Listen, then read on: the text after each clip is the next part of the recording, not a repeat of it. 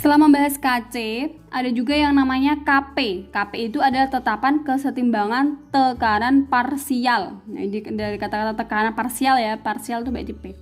Jadi gini, KP adalah hasil kali tekanan parsial gas-gas hasil reaksi dengan hasil kali tekanan parsial gas-gas reaktan setelah masing-masingnya dipangkatkan koefisiennya. Jadi kalau KC itu konsentrasi atau molar, kalau KP adalah tekanan parsial gitu. Contohnya A, koefnya itu A, Z-nya adalah A, ditambah dengan B menjadi C plus D. Berarti KP-nya P dari C dipangkatkan koefisiennya, dikali P dari D dipangkatkan koefisiennya, dibagi P dari A dipangkat koefisiennya, dikali dengan P dari B dipangkatkan koefisiennya. Sehingga tekanan totalnya atau P totalnya adalah tekanan dari A, PA ditambah PB ditambah PC ditambah PD. Di mana P adalah satuannya ATM. Kalau misalkan di soal itu CMHG, berarti diubah dulu ke ATM ya. 1 ATM itu sama dengan 76 CMHG sama dengan 760 mmHg. Langsung saja ke soal. Ya.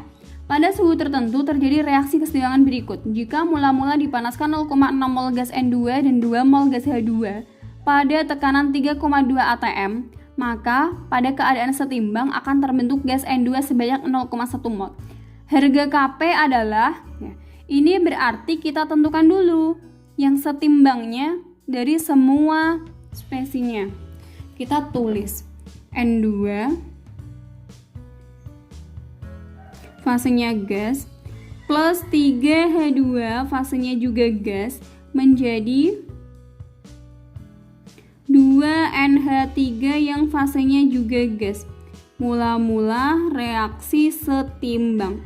Mula-mula tadi ada 0,6 mol ya N2-nya. Terus H2-nya ada 2 mol, ini berarti strip. Pada keadaan setimbang berarti S terbentuk 0,1 mol N2, berarti ini 0,1. Kita kasih garis, yang kanan ditambah, yang kiri dikurangi. 0,6 dikurangi berapa supaya 0,1? 0,5 ya. Ini berarti 3 kalinya 1,5. Ini 2 kalinya berarti 1. 2 dikurangi 1,5, 0,5. 0 ditambah 1 berarti 1. Kemudian kita cari P masing-masing. P dari N2 itu berarti gini. Molnya N2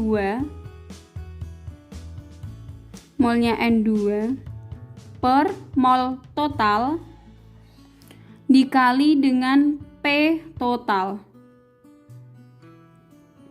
Molnya N2 ini 0,1 dibagi mol total 0,1 ditambah 0,5 ditambah 1 ya, dikali dengan P totalnya adalah 3,2 atm. Berarti sama dengan 0,1 per 1,6 dikali 3,2.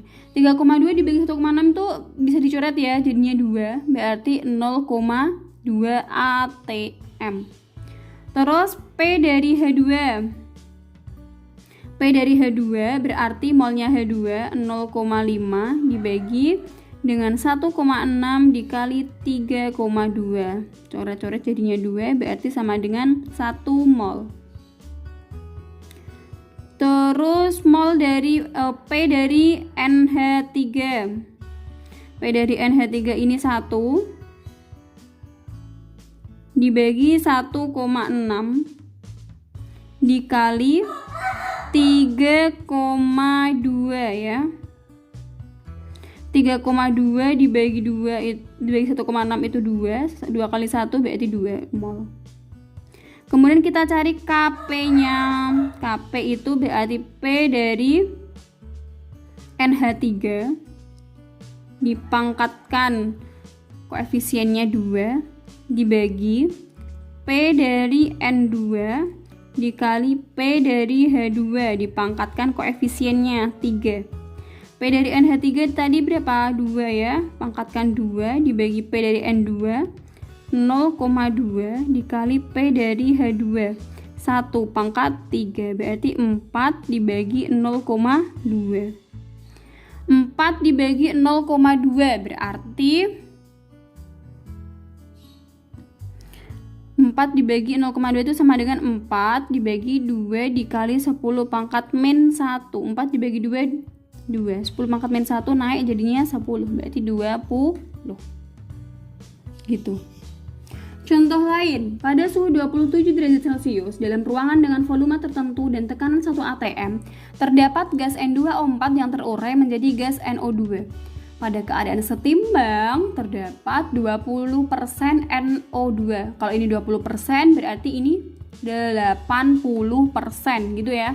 Karena 100% semuanya. Hitunglah KP-nya.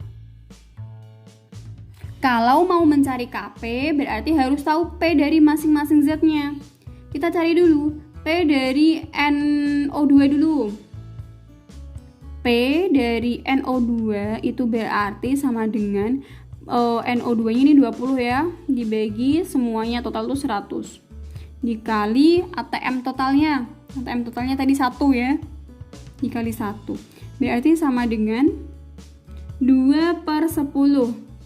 0,2 ATM. Terus P dari N2O4. Nah, semuanya ini kan 1 ATM tadi, berarti tinggal dikurangi saja. 1 dikurangi P-nya NO2. Artinya 1 dikurangi 0,2 sama dengan 0,8 ATM. Kemudian kita cari KP-nya. KP-nya itu kanan bagi kiri dipangkatkan koefisien ya. Berarti P dari NO2 pangkat 2, koefisiennya 2, dibagi P dari N2O4 pangkat 1. Berarti sama dengan 0,2 pangkat 2 dibagi 0,8. 0,2 itu berarti gini ya. 0,2 dikali 0,2 dibagi 0,8. Ini dibagi ini itu jadinya 0,4, ini habis. Kemudian dibagi sama ini lagi jadinya 0,2 gitu ya. Ini 1 ya, 1/0,2 ini atau 0,05 gitu. Ternyata KC sama KP itu ada kaitannya, ada hubungannya. Hubungan KC dan KP bisa ditentukan dengan rumus KP itu sama dengan KC dikali RT pangkat delta N, di mana R itu tetapan gas ideal 0,082 liter ATM per Kelvin per mol. T-nya adalah suhu dalam derajat Kelvin. Misalkan di soal diketahui Celcius, Kelvin itu berarti derajat Celcius ditambah 273 ya. Delta N itu selisih jumlah koefisien produk dengan jumlah reaktan yang berfase gas. Selisihnya. Contoh soal, dalam suatu ruangan tertentu terdapat kesetimbangan gas N2 ditambah gas 3 mol gas hidrogen menjadi 2 mol gas amonia. Nilai KC pada suhu yang bersuhu 500 Celcius adalah 0,4. Hitunglah KP. Berarti KP-nya ini kan sudah diketahui KC ya. KP-nya sama dengan KC dikali RT pangkat delta N. KC-nya 0,4, R-nya 0,082. Dikali T-nya 500 ditambah 273 ya. Berarti 773 pangkat delta N. Delta N itu kanan dikurangi kiri yang berfasenya gas. Berarti 2 dikurangi 4 ya, 3 tambah 1. Berarti sama dengan 0,4 dikali 0,082 dikali 773 pangkat negatif 2. Negatif itu artinya 1 per. Berarti dikali 1 per 0,082 dikali 773 kuadrat. Sama dengan 0,0000996 ya. Atau 9,96 dikali 10 pangkat min 5 ya. Di sini 1, 2, 3, 4, 5.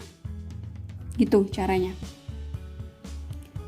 Yang ada kaitannya dengan KP adalah disosiasi atau derajat disosiasi, lambangnya adalah alfa. Jadi gini, disosiasi adalah reaksi penguraian. Dalam ruangan tertutup, disosiasi berakhir sebagai reaksi kesetimbangan, sehingga disebut kesetimbangan disosiasi. Lambangnya alfa ya tadi. Alfa itu rumusnya gini, jumlah mol terurai atau yang bereaksi dibagi jumlah mol mula-mula. Kalau alfanya 0 artinya tidak terjadi disosiasi atau tidak terurai. Kalau alfanya 1 berarti terdisosiasi sempurna atau terurai sempurna. Kalau alfanya itu lebih dari 0 tapi kurang dari 1 kayak 0, berapa gitu. Tapi kurang dari 1. Artinya terdisosiasi sebagian atau terurai sebagian. Langsung ke contoh soal. Dalam ruang 1 liter dipanaskan gas HI sehingga terurai menurut reaksi ini. Pada suhu tertentu, nilai Kc sama dengan 4. Tentukan persentase HI Z saat terurai. Komposisi Z masing-masing saat setimbang. Dalam ruang 1 liter dipanaskan gas HI sehingga terurai, ini mula-mulanya adalah 1 mol ya, HI-nya. Pada suhu tertentu nilai Kc-nya sama dengan 4. Tentukan persentase HI saat terurai dan komposisi Z masing-masing saat setimbang. Berarti kita perlu menuliskan MRS-nya ya. 2HI menjadi H2 plus I2. Mula-mula reaksi setimbang. Mula-mulanya adalah 1 mol.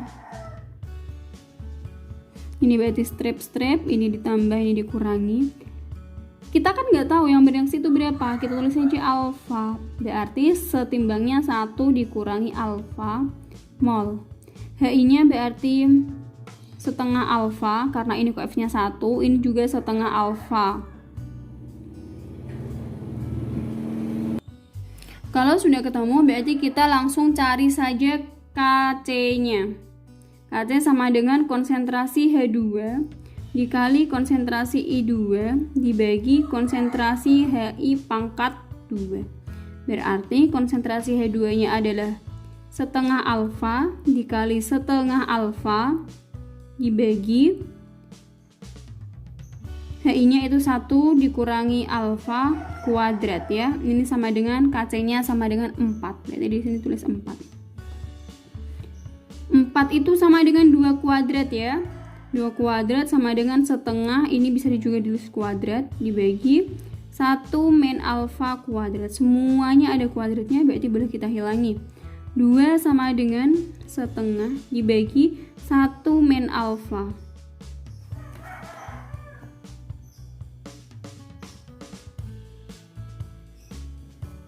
Ini setengah alfa ya, kurang alfa. Kemudian kita kalikan silang. Berarti 2 dikurangi 2 alfa sama dengan setengah alfa. 2 sama dengan setengah alfa ditambah 2. Berarti alfa sama dengan 2. Ini 2 setengah ya. 2 setengah itu berarti 5/2.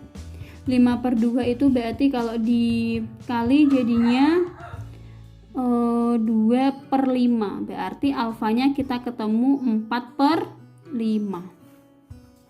Alfanya berarti kita ketemu 4/5 ya. Atau 84 dibagi 5 ya. 4 dibagi 5 itu 80%, dibuat persen gitu. Terus komposisi Z masing-masing saat setimbang.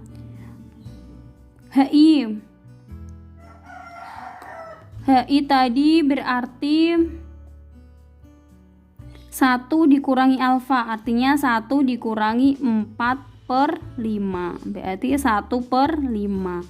Terus H2 berarti setengah alfa, berarti sama dengan setengah dikali 4/5. 4/5 berarti jadinya 2/5. HI ini sama dengan punyanya I2, artinya I2 juga sama dengan 2/5, gitu ya. Pergeseran kesetimbangan ini didasari dari asas Le Chatelier. Begini bunyinya: jika suatu sistem kesetimbangan diberikan suatu aksi, maka sistem akan berubah sedemikian rupa atau reaksi sehingga pengaruh aksi tersebut sekecil mungkin. Gitu. Itu asas dari Le Chatelier ya. Jadi pergeseran kesetimbangannya, faktor-faktornya itu ada 4. Yang pertama ada konsentrasi. Untuk konsentrasi, misalkan A plus B menjadi C plus D. Yang sebelah kiri ini namanya reaktan, yang sebelah kanan ini namanya produk. Misalkan saya gambarkan dengan bejana U. A plus B berarti di kiri, C plus D berarti di kanan. Kalau reaktannya ditambah, misalkan A plus B nya ditambah, berarti kan nanti akhirnya akan mengalir ke C plus D ya. Artinya kalau reaktannya ditambah, kesetimbangannya akan bergeser ke kanan, ke arah C dan D. Kemudian kalau C dan D nya ditambah, saya tambah, berarti nanti kan alirannya ke kiri, ke arah A plus B. Berarti kalau produknya ditambah, berarti kesetimbangan bergeser ke kiri. Kemudian kalau misalkan reaktannya ini saya kurangi, berarti saya sedot. Kalau saya sedot, berarti kan juga kesetimbangannya bergeser ke kiri ya, ke arah yang disedot tadi, ke arah A plus B. Kalau yang produknya yang diambil, produknya disedot, diambil gitu, berarti kan kesetimbangan juga bergeser ke arah dia atau ke arah C plus D, ke arah kanan gitu. Yang kedua, faktor suhu. Kalau suhu dinaikkan, ini akan bergeser ke arah endoterm. Endoterm itu berarti deltanya yang positif. Kalau suhu diturunkan, nanti bergesernya ke arah eksoterm. Eksoterm itu yang deltanya negatif. Langsung contoh saja, misalkan 1 mol gas nitrogen direaksikan dengan 3 mol gas hidrogen, nanti akan menghasilkan 2 mol gas amonia. Deltanya negatif 92,2 kJ. Negatif ini artinya eksoterm, maksudnya tuh yang di sebelah kanan nih loh. Produknya ini eksoterm. Berarti kalau suhunya dinaikkan, itu bergeser ke arah endoterm. Kalau kanan eksoterm, berarti kirinya endoterm. Kalau suhu dinaikkan berarti bergeser ke kiri. Sebaliknya, kalau suhu tadi dinaikkan ya, kalau suhu diturunkan berarti bergeser ke kanan. Contoh lagi, misalkan reaksinya dibalik, artinya delta H-nya berarti positif. Positif itu endoterm. Berarti produknya yang di kanan ini endoterm, berarti yang di kiri ini eksoterm. Kalau suhu dinaikkan itu berarti ke arah endoterm, berarti ke kanan ya. Kalau suhu diturunkan berarti ke kiri. Yang ketiga, faktor tekanan. Jadi gini, tekanan kalau diperbesar berarti nanti pergeserannya itu ke arah yang koefisiennya kecil. Kalau tekanan diperkecil, nanti kesetimbangan akan bergeser ke arah koefisien yang lebih besar.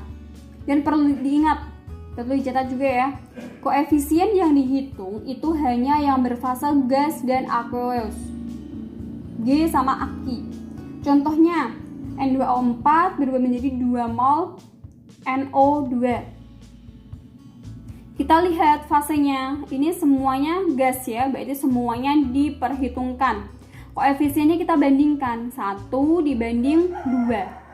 1 dibanding 2. Kalau tekanan diperbesar, bergesernya ke arah koefisiennya yang kecil, berarti ke 1 ya, ke kiri. Kalau tekanannya diperkecil, berarti ke arah koefisien yang besar, ke 2, berarti ke kanan. Contoh lagi, Fe2O3 ini fasenya solid, 3CO fasenya gas, menjadi 2Fe solid plus 3CO2 fasenya gas. Kita lihat dulu fasenya, nggak semuanya dilibatkan ya, hanya yang berfase gas dan Aki yang dilibatkan. Ini ada gas, Koefisiennya 3, ini juga 3. Artinya 3 sama 3, 3 banding 3. Kalau tekanannya diperbesar, harusnya kan ke koefisien yang kecil. Kalau sama-sama 3 berarti tidak menggeser arah kesetimbangan. Kemudian volume. Volume ini kebalikan dari faktor yang tekanan tadi. Kalau volumenya diperbesar, berarti bergesernya ke arah koefisien yang besar. Kalau volumenya diperkecil, berarti kesetimbangan bergeser ke koefisien yang kecil. Koefisien yang dihitung hanya yang berfase gas dan aqueous. Contohnya ini semuanya berfase gas, berarti kita hitung koefnya total. Yang kiri 4 tambah 1 berarti 5. 2 tambah 2 berarti 4. 5 banding 4. Kalau volumenya ditambah, berarti bergesernya ke arah besar, kiri ya. Kalau volumenya dikurangi, berarti ke arah kecil, ke kanan. Penerapan dari reaksi kesetimbangan ini ada banyak. Salah satu contohnya adalah pembuatan amonia. Pembuatan amonia ini namanya adalah proses Haber-Bosch. Reaksinya begini. Gas nitrogen direaksikan dengan 3 mol gas hidrogen akan menghasilkan 2 mol gas amonia. Delta H-nya negatif 92 kJ, artinya berlangsung secara eksoterm. Kondisi ini, kondisi optimum, diperoleh dengan catatan seperti ini. Yang pertama, memperbesar konsentrasi reaktan, memperbesar tekanan, menurunkan suhu, dan menambah katalis. Gitu ya.